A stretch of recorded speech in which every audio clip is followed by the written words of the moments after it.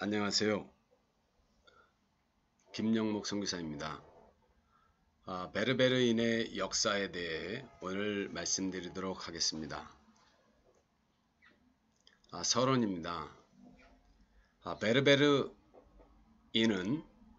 나일 계곡 서쪽 북아프리카의 토착민족으로 대서양에서 이집트와 시와 오아시스부터 서쪽 대서양 연안까지 북쪽 지중해 연안에서 사하라 이남의 말리와 니제르 강까지 불규칙하게 분포하고 있습니다. 이들은 자신들의 언어인 여러 갈래의 베르베르 언어를 사용하고 있으며 고유한 문화 전통을 유지하고 있다가 19세기 유럽의 식민 통치와 20세기 중반 그로부터 독립하면서 정체성 및 언어 인정을 강력하게 요구하여 아랍 이슬람적 민족 국가를 건설하고자 하는 국가의 정책과 자주 충돌하고 있습니다.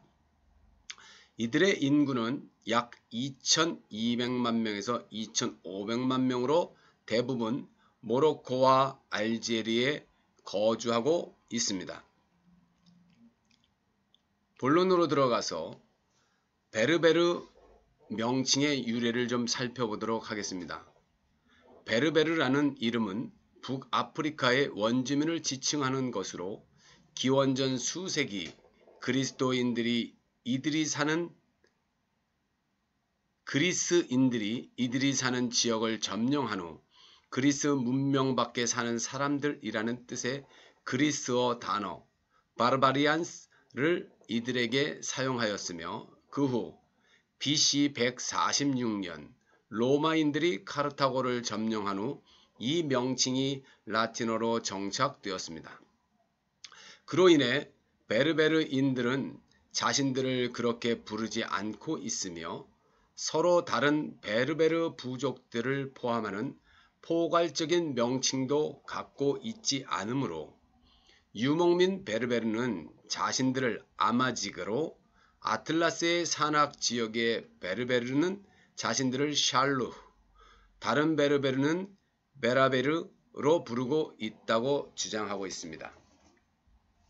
알제리아 학자 오트만 사이드는 베르베르인은 다른 사람들이 자신들을 베르베르라고 부르는 사실을 프랑스 식민 통치가 시작되면서 알았다고 주장하고 있습니다.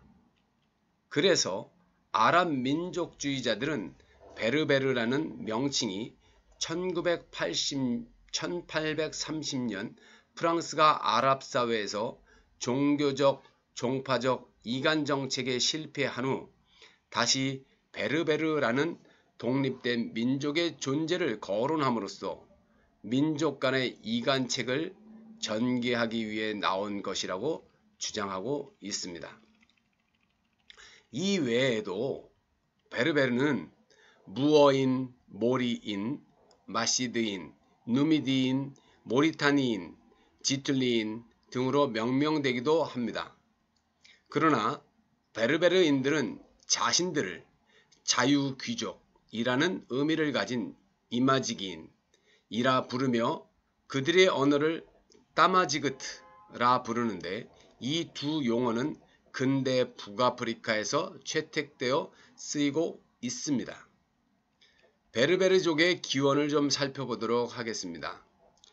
베르베르인의 기원에 관해서도 견해를 달리하는데 이러한 견해들을 종합해보면 다음 몇 가지로 요약할 수 있습니다. 첫째, 베르베르족과 고대 이집트인들의 동일 기원설입니다.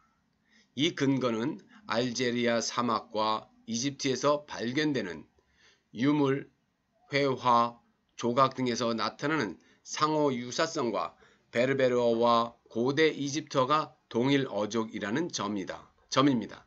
에밀 고티에는 마그리브인은 이집트인과 유사하며 베르베르어는 햄족어의 하나인 곱토어와 같은 어족이라고 주장합니다.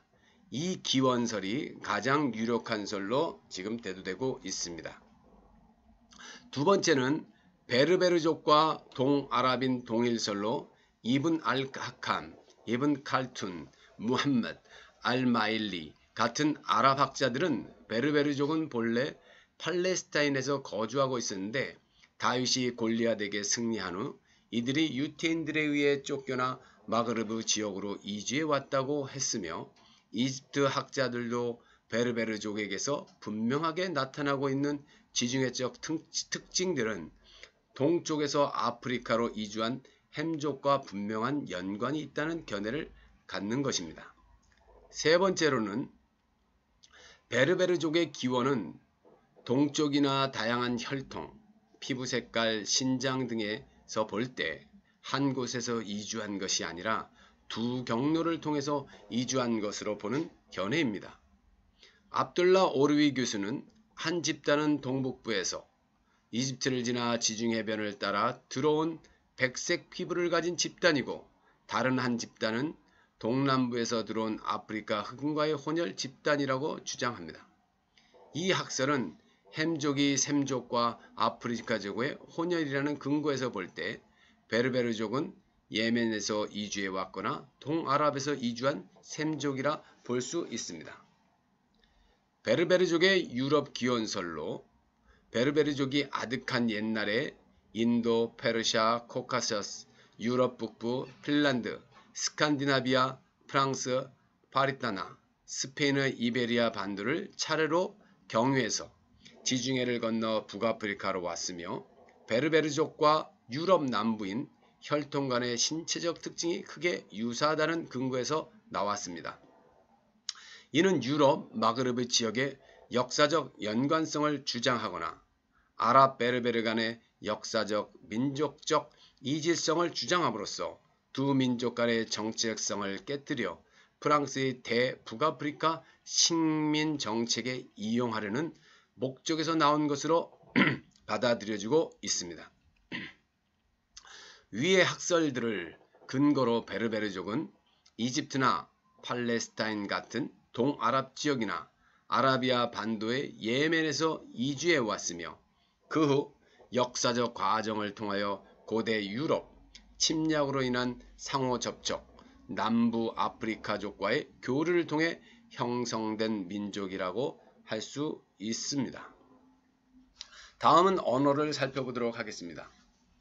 구테, 칼만호프, 무함마드, 마크람 같은 학자들은 베르베르어를 해머족으로 분류하는 반면 주제프 그린버그는 햄세머족으로 분류하고 베르베르어와 세머족들을 모두 한 어족으로 보고 이것을 아시아 아프리카 어족으로 부르고 있습니다.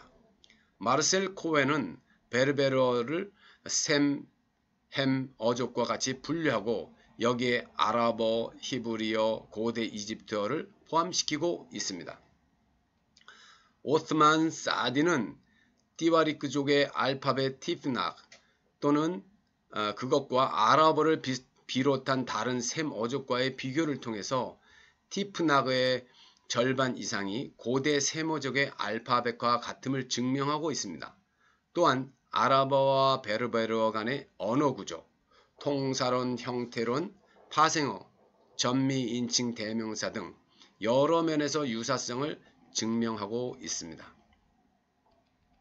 베르베르어는 약 1200여 부족 방언을 가지고 있는데 그 중에서 모로코의 3대 방언은 리프족의 타리피트, 중앙 아틀라스의 이마지기인족의 따마지긋, 살루흐족의 타슐하이트, 각 부족 방언을 통한 의사소통은 거의 불가능합니다.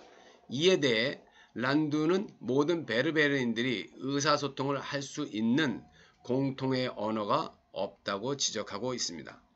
따와리그족이 사용하는 따마시키이어 티프나그 또는 티프나르라는 알파벳을 가지고 있어 말하고 기록하는 데 사용된다고 합니다. 그 밖에 다른 부족어들은 말하기에만 사용되고 있습니다. 오늘날 베르베르어 부활 운동은 그들의 문화를 새로이 확인하기 위한 중요한 요소가 되고 있으나 통일 언어의 결여는 당연히 완전한 민족 통일을 저해하고 있습니다. 그러나 역사적으로 문자화되지 못한 언어라 할지라도 구어체 사용으로 인해 AD 7세기 이후 그들의 이슬람화에도 불구하고 지금까지 완전히 아랍화되지 않았다고 할 수 있겠습니다. 역사를 살펴보도록 하겠습니다. 북아프리카 지역은 수많은 이민족의 침입을 경험했던 지역으로 선사시대부터 페니키아, 로마, 비잔틴, 반달, 아랍, 프랑스 등 유럽의 영향을 받은 지역으로 이 지역에서의 인류는 대략 50만 년 전으로 추정하고 있으며 신석기 시대를 거쳐 베르베르인의 조상이 출현하게 되는데 이들을 깝사족이라 불리며 기원전 6800년에서 4500년에 살았던 것으로 추정하고 있습니다. 이들이 베르베르와 누미디아, 알제리 동부 지역인들의 조상이며 이들의 흔적을 곳곳에서 발견할 수 있습니다. 베르베르족의 고대사는 페니키아인들이 이 지역 침략으로 시작되며 페니키아인들이 이 지역을 점령한 후 상호 우호관계를 유지하면서 포에니 전쟁 시에 로마군에 대항하여 페니키아 동맹군과 합류하여 싸웠습니다. 로마의 침략으로 카르타고가 멸망한 후 모리타니아 왕국 현재 모로코, 서누미디아 왕국 현재 알제리아, 동누미디아 왕국 현재 튜니시아, 리비아 건설되었으나 로마군을 격퇴시키기 위한 공동 전략은 마련되지 못했습니다. 이 왕국들은 로마에 의해 점차 와해되고 지배자들은 로마 총독으로 대체되었습니다. AD 4, 5세기의 반달족의 침략으로 로마 지배는 끝이 났으며 외세의 침략이 어려운 내륙 산악지역은 자유를 누려왔습니다. 베르베르족은 6세기 비잔틴의 침략에 맞서 싸웠으나 비잔틴의 철저한 진압으로 인해 산악으로 밀려나게 됩니다.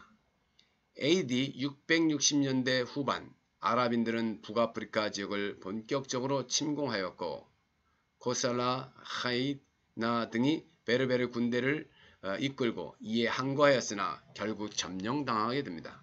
그 후 이 지역의 아랍화가 시작되면서 베르베르족은 무슬림으로 개종한 후 이슬람의 기치하에 전리품에 유혹당해 아랍 군대에 동원되어 711년 스페인을 점령합니다.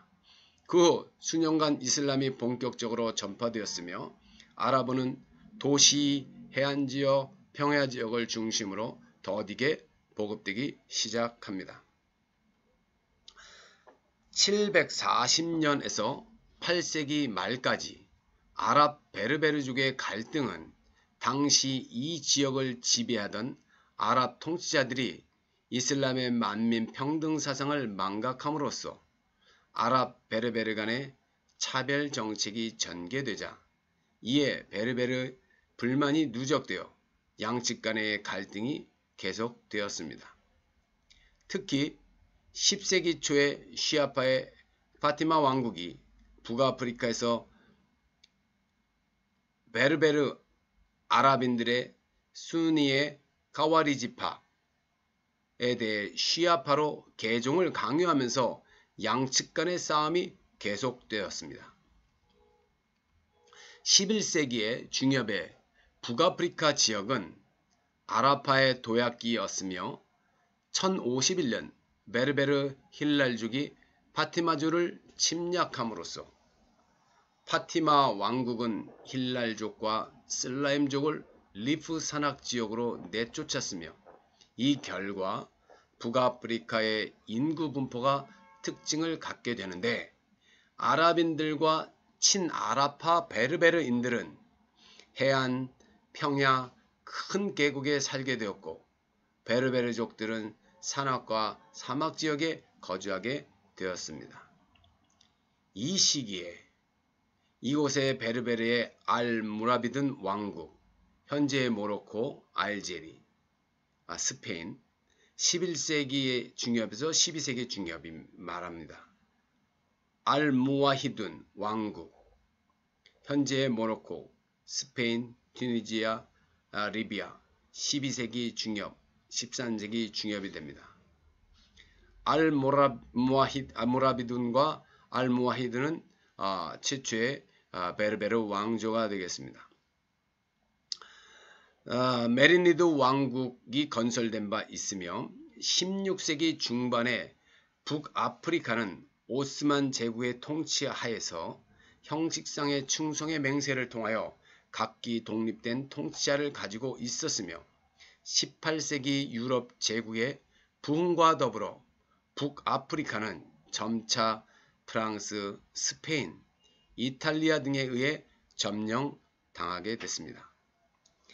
알제리아는 1830년 프랑스 찰스 10세 군대에 의해 점령되었고 튀니지아는 1881년, 모로코는 1912년 각각 점령되었습니다.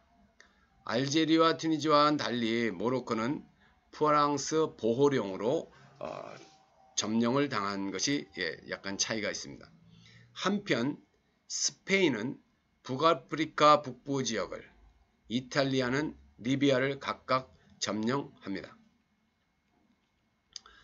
이후 모로코는 1956년, 튀니지도 1956년, 알제리는 1962년에 각각 독립했지만 이들 국가들이 추구한 탈식민 정책은 조금씩 달랐습니다. 리비아는 제2차 세계대전으로 이탈리아가 패망함에 따라 영국과 프랑스의 통치를 일시적으로 받긴 했지만 1951년 아프리카 최초로 독립을 보장받게 됩니다. 독립 과정이 어떻든 이들 국가들의 공통점은 이후 아랍 이슬람화라는 노선을 공통적으로 추구했다는 것입니다. 이에 반해 베르베르 문화는 아랍 이슬람화 정책으로 분산되고 위상이 약화되었습니다. 그러나 알제와 카사블랑카와 같이 정체성이 모호했던 지역에 베르베르인들의 이주와 민주화가 이루어지면서 베르베르 공동체가 활기를 띠고 있습니다. 프랑스의 경우에도 이민자들을 중심으로 베르베르 공동체가 활성화되고 있으며 오랜 기간 동안 아랍 이슬람화 정책으로 자국 내에서의 베르베르 공동체는 상대적으로 약화되었습니다. 아랍 이슬람화 정책이 가장 중요한 원인이지만 지리적인 근접성이 서로의 접촉에 방해를 주었기 때문이기도 합니다. 현재 마그리브에서는 베르베르 문화 간의 동질성을 찾는 베르베르 문화 운동이 일어나고 있습니다. 마그레브 지역이라고 하면 주로 알제리, 튀니지아, 모로코, 튀니지아, 알제리, 모로코 이렇게 세 개국을 문화적으로 언급하고 있습니다. 선교적으로. 그러나 정치적으로는 리비아부터 모리타니아까지를 다 언급하고 있습니다. 아랍 이슬람화 정책에 반해 점진적으로 일었던 이 운동은 현재 라디오, TV, 언론 매체 등을 통한 운동으로 확산되고 있습니다. 특히 아랍화 정책과 맞물려 베르베르 문화의 통일성을 강하게 추진하고 있는 지역은 알제리의 카빌리를 들 수 있습니다. 또 최근 중동의 민주화와 관련해서 문화적 다양성 및 베르베르 문화를 비롯한 다문화 포용 정책에 강한 인상을 주고 있는 것은 모로코입니다. 이러한 마그레브 지역의 베르베르 문화 간의 동질성 회복 운동들은 상당 부분 정치적인 문제와 직결되어 있다고 할 수 있겠습니다. 2011년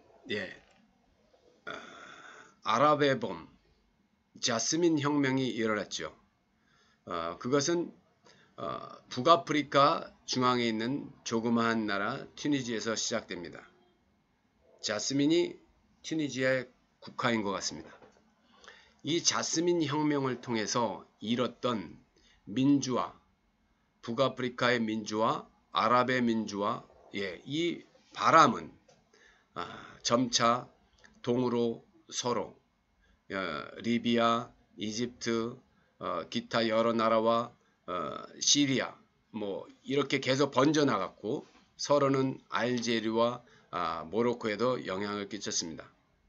이 동쪽으로 퍼져나간 이 자스민 혁명과 차이가 좀 있는 것은 이 튀니지아를 경계로 해서 동쪽과 서쪽에 차이가 있는데 그것이 바로 이제 베르베르족의 성격이 다릅니다.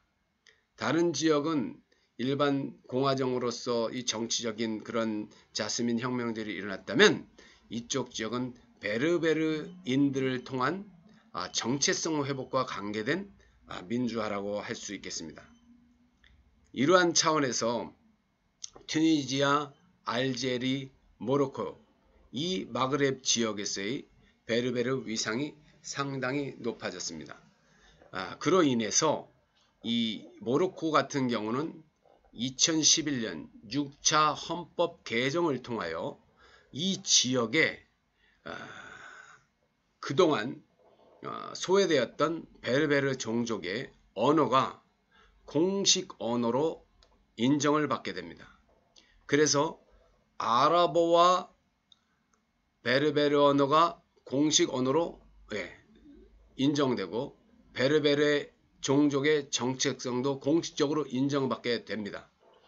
그 외에 프랑스어가 공용어로 되죠.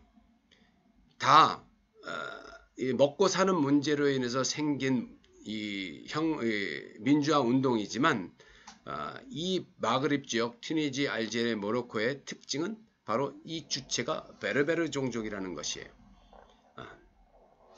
특히 모로코의 북쪽에 지중해 쪽에 있는 리프족, 베르베르 종족이죠. 그 지역에서 일어났습니다. 그리고 여러 베르베르 지역에서 이러한 운동들이 일어나므로 국가가 빨리 발빠른 대처를 통해서 베르베르 종족의 위상을 증대시킨 것이죠. 전체 모로코 인구의 그러니까 3,500만 가량 중에서 1,200만 명이 넘습니다. 정확한 통계로는 한 35% 정도 보고 있는데 실제적으로는 그 통계 숫자가 정확히 나타나지 않기 때문에 한 40%가량 그 이상으로도 보고 있습니다. 이 지역의 특징은 뭐냐면 베르베르 언어는 베르베르 언어를 쓰고 있고요. 그들 티프나그라는 문자를 사용하고 있습니다. 실질적으로 모로코에서는 아랍어가 있습니다.